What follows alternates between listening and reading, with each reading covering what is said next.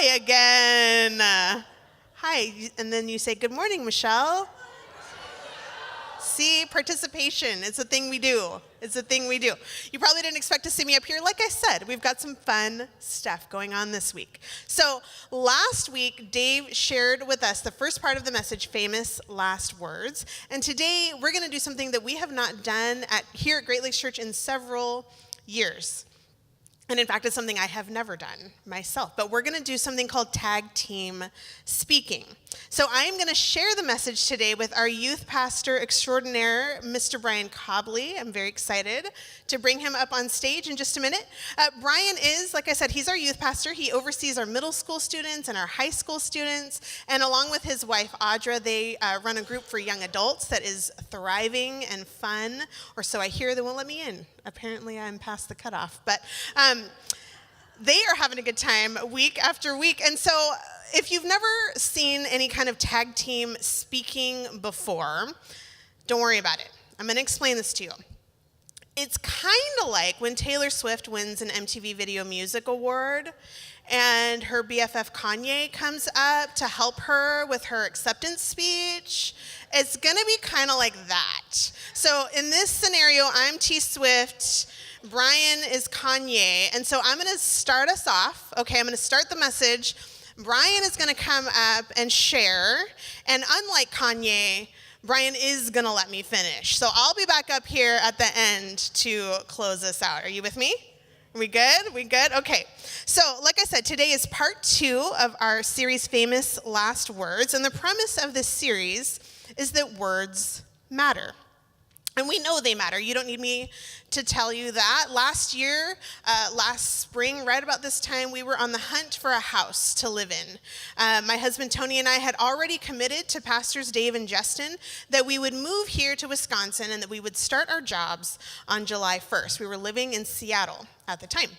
And so we were on the hunt, and we were not having any kind of luck. And here we were closing out the month of May. We told them we would be here July 1st. We still didn't have any word on a place to live. And then we got a phone call from a guy named Larry who has a house in Summers. And he said, the place is yours. And he accepted our rental application. And so we got to move into our house. It was all ready for us on July 1st. Little house in Summers, and we are loving it. So that was good news, right? That was good news. That's words mattered to us. Those words definitely mattered. Those words were encouraging to us. They were the answer to many prayers. But how many of you know that words can not only be encouraging and life-giving, but they can also be discouraging and bring about some death and some pain, right? Words matter. Words can also be used to confuse us, right? If we don't use our words properly. There's a homeowner in Milwaukee who lives near the airport, and back in 1978, he painted a sign on the roof of his house that says, "Welcome to Cleveland." Yeah, how you think that goes right near the airport? That's a little bit confusing. Now, why would he do that? Well, just to mess with people, I'm sure, but these are confusing words if you're flying into Milwaukee and looking out the airplane window, aren't they? Words matter. They matter. And so last week, we looked at some of the final words spoken by Jesus on the cross.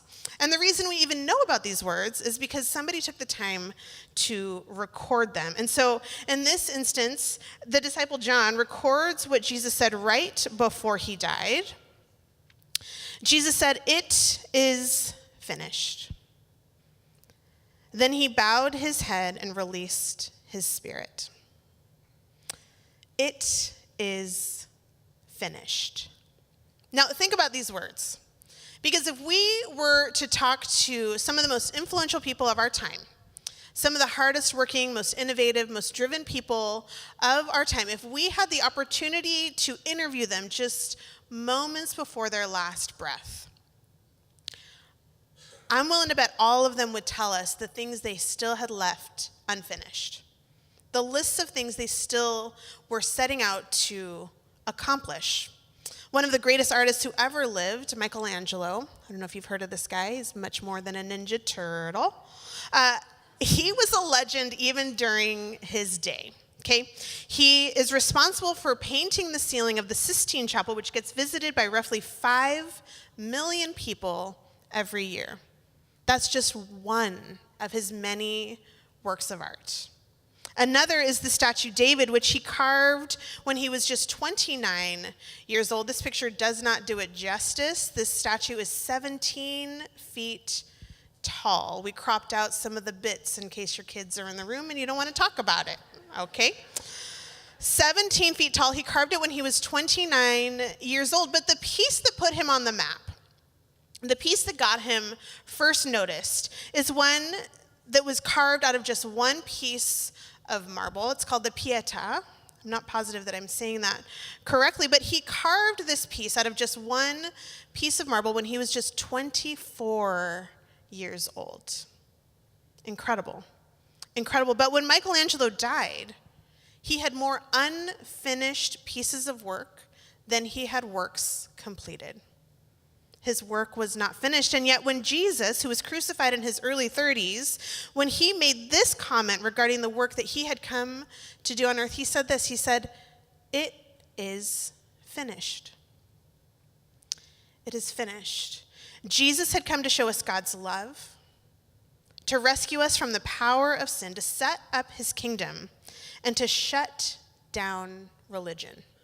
That was what he came to do, and his purpose was fulfilled on the cross. And this is why, for over 2,000 years, the symbol that Christians have used to self-identify has been the cross, right? And now, this is really interesting to me, because if you think about it, the cross is really not a symbol of hope or of holiness. The cross instead is a symbol of torture and execution. Right? You know, the Romans used the cross as a way to kill criminals that they had convicted. But we don't think of it that way. And so for anybody who uses the cross to identify themselves, it would be kind of like We Energies using the electric chair as their logo. Energy we can depend on. This is not, but we don't think of the cross this way, do we? We don't think of the cross as a form of torture and execution. It's become a part of our normal everyday lives. We see cross in our everyday lives, don't we? We use crosses as jewelry. Celebrities wear crosses all the time. We see this all the time. It's a part of our culture, pop culture, everything that we see. And so we're so used to seeing the cross that we actually forget about the shock and horror behind it. One of the best ways that I've seen it described was from a well-known author and Christian thinker named C.S. Lewis, and he said this: "Crucifixion did not become common in art until all who had seen a real one died off." Think about that. The cross is not a sign of winning, it's a sign of losing. The cross is not a sign of abundance. The cross is a sign of need. It's not a sign of status. It is, in fact, the ultimate expression of humiliation. And it's on the cross that Jesus, in his final breaths, it's on the cross that he says loud enough for those around to hear him say, "It is finished." It is finished. And so as Pastor Bryan comes up, what I hope you hear today, what I hope happens, is that you begin to understand what Jesus meant by these words and why they matter. Well, thank you very much, Michelle. Thank you. You got your notes? I do. Everything's good? I think we're good. All right. You want these let's 2 do- pens? I'll take 2 pens. Thanks. Thank you. So guys, as Michelle did say, I am the middle school and high school pastor, and I've been here for about 10 months now. This is a picture of my wife and I when we moved here. So a lot has changed, and that is the face that you make when you move from California to Wisconsin.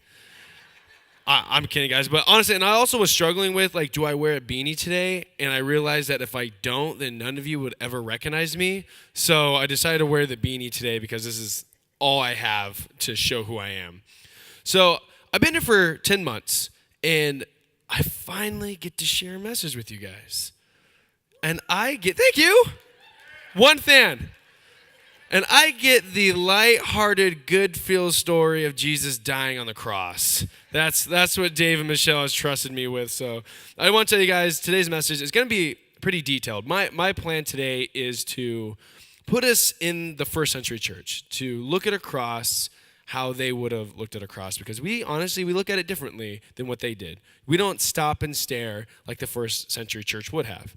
Like Michelle said, it's kind of like it's in our pop culture. It's like that jacket hanging on a treadmill in your home where you just keep walking by it, you don't see it anymore. It's pretty much your mind has erased this jacket off the treadmill. That's what a cross has become in our world. So I want you guys to think of maybe day-to-day places that you have passed by a cross and really didn't notice. Maybe you guys have passed by a hospital. Different hospitals have it. You guys might have passed by churches that have a cross on the side. If you've ever driven on Spring Street, every 5 feet you go, there's a church with a cross somewhere. Maybe you guys have seen a car with it on its bumper sticker. Or if you're like me, you have a tattoo of a cross on your back. Now I'm willing to show it, but I'm going to need some cash right here. Please don't do that because I'm a man of my word. But why the cross? What did the cross mean back in this day? See, the Romans used it to execute people. It was for obviously the criminals. But why would they use crucifixion? Because historically speaking, guys, crucifixion wasn't the easiest way to kill somebody. It actually took 4 people in order to get this thing executed. It was 4 soldiers, well-experienced soldiers. So it wasn't the easiest thing to do. And it wasn't the fastest way to kill somebody. It would take hours, sometimes even days, for a person to die on the cross. So it wasn't easy, it wasn't fast, and it wasn't cheap. I mean, you got 4 experienced soldiers, you have all the material, so they had to pay for that. So if they had those problems, why would they choose it? Because, if the Romans wanted to kill somebody in a fast, easy, cheap way, they could have easily stoned somebody, they could have easily burned somebody, or they could have just grabbed a sword and hacked somebody. So if they had these ways, why would they choose crucifixion? Well, to tell you guys that, I want to tell you 2 reasons why. The first one is crucifixion was used for criminals that they wanted to feel the maximum amount of pain, and used for the criminals for them to experience the maximum amount of humiliation. Now, I want you guys to remember those 2 words, maximum pain, maximum humiliation. To give you guys an example, historically there was a man named Spartacus who his full-time job was to lead a slave rebellion. Part-time job was to be an Abercrombie model, by that picture. So he led a slave rebellion, and he and his people were captured. And the Romans decided to crucify him and 6,000 of his followers along a busy highway stretching from 120 miles. 6,000 people. So that would be like us driving to Madison and seeing 6,000 crosses lined up and people crucified. And it was just used to make the statement, we are Rome, don't mess with us. To make an example of people for maximum pain and maximum humiliation. So why did Jesus have to die this way? To go through this, I want to go through Jesus' timeline, the day of his crucifixion. And the first thing I want you guys to know is Jesus was convicted as a criminal. The Jews considered him a sinner, highest of sinners, because he considered himself equal with God. And the Romans were afraid of his popularity and were fearful that he might have caused an uprising. So he was a convicted criminal, and the day of crucifixion didn't start at the cross. It actually started with a beating. A beating was phase 1. So in John 19:1, John writes, then Pilate had Jesus flogged with the lead-tipped whip. See, Jesus was beaten the day that he was crucified, like most criminals were. See, that's where it started. It took one of those soldiers who were overseeing the cross to whip somebody with a whip that had leather straps, and at the end there was fragments of bone or metal. So this weapon was used that when it would hit somebody, it was meant to dig into the skin and rip it back out. So with each whip, the flesh would just get shredded.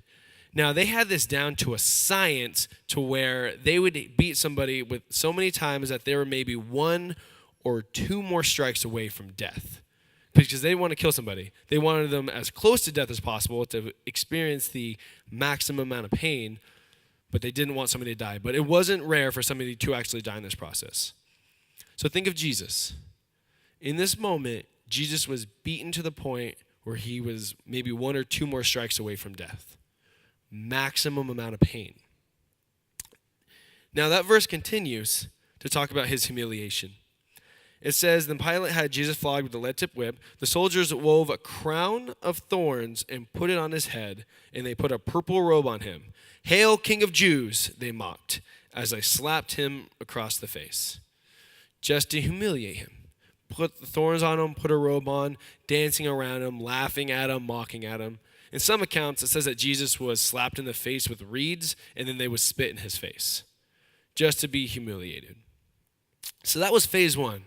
He was beaten, and he was mocked. And then here comes phase 2.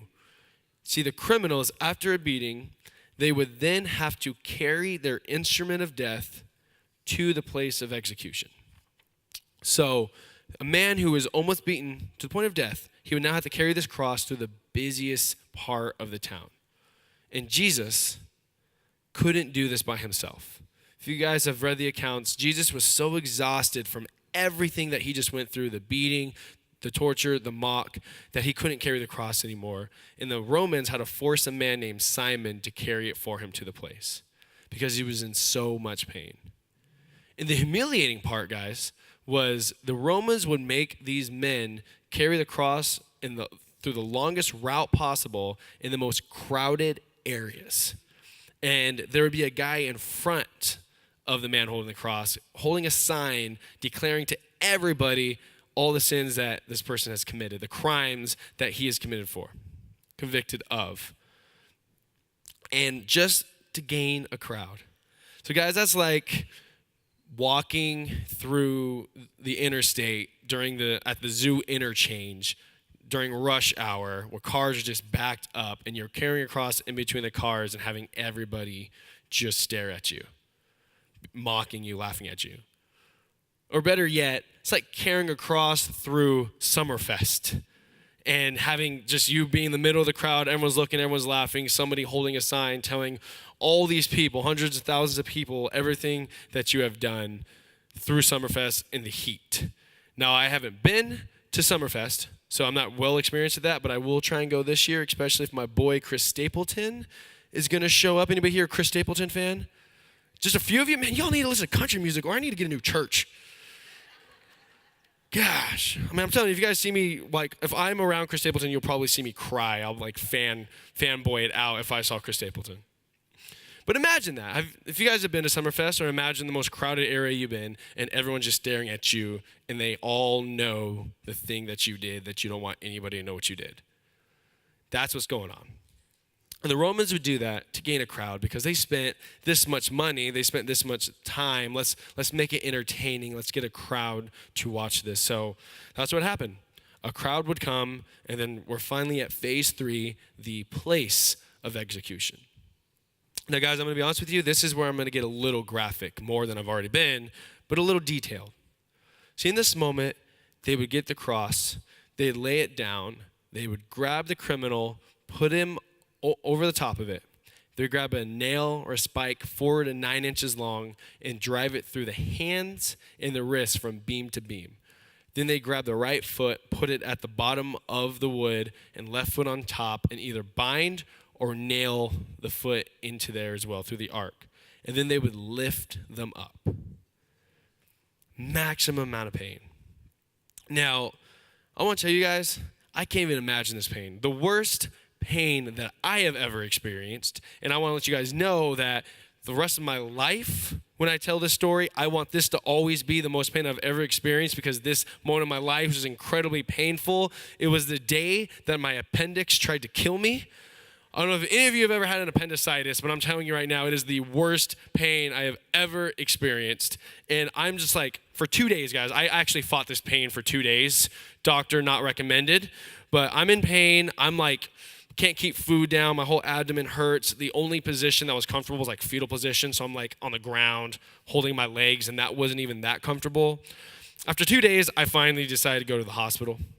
And I didn't have insurance, so that's the reason I really didn't go. And so I go to the hospital. I'm laying in the hospital bed. I'm in pain, doing my fetal position on the hospital bed. I'm like, why is nobody giving me drugs right now? This is painful. And the nurse looks at me. I have my eyes closed, grimacing. She's like, I've never experienced this before. How painful is this? I'm like, seriously, guys, I gave I made it closest to the thing that I have no experience in. Just want to let you know. I'm like, giving birth. Open my eyes, guys. This nurse is pregnant to the point where she's probably like a day away from delivery. And I open my eyes, she's just staring at me like this.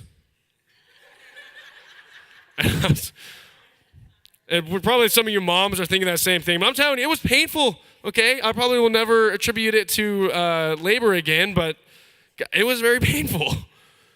But it has nothing compared to this pain that Jesus is going through right now. Because, guys, when they lift up a man on the cross, all of his weight is going down on those nails and spikes that are in his hands, shredding the nerves, just in so much pain. But here's the thing. The Romans, again, had this down to a complete science. Because if they would have just had a man stretch as far as he could, he wouldn't be able to breathe anymore. It would be a quick crucifixion. Man would die of suffocation. So what the Romans ended up doing was flexing the arms and flexing the legs. So when a person wanted to breathe, they would have to lift completely up. And they have nothing to grab on. So that's all just their weight on the spikes that they're lifting up and down in order to inhale and exhale. They're fighting through the pain of the cross and the pain of trying to breathe over and over again until they cannot muster up the strength to do it anymore. The whole time, just shredding through their hands. And not to mention, they're probably in the heat or sometimes in the cold, and their back was just beaten, and with each lift, the splintered wood is probably getting into the wounds on the back. Maximum amount of pain. Now here's the humiliation. It wasn't rare for a man on the cross to lose the bodily fluids, to lose control of it. So he could urinate on himself, he could defecate on himself, he could be sweating, he could be bleeding. And at the bottom of this cross, that's all coming up to a pile. Urine, feces, blood, sweat, tears, all at the bottom for everybody to see. Maximum amount of humiliation. And this would happen for hours, sometimes even days, until the criminal finally died from suffocation because they couldn't lift themselves up anymore. Guys, this was the worst way to die. This was so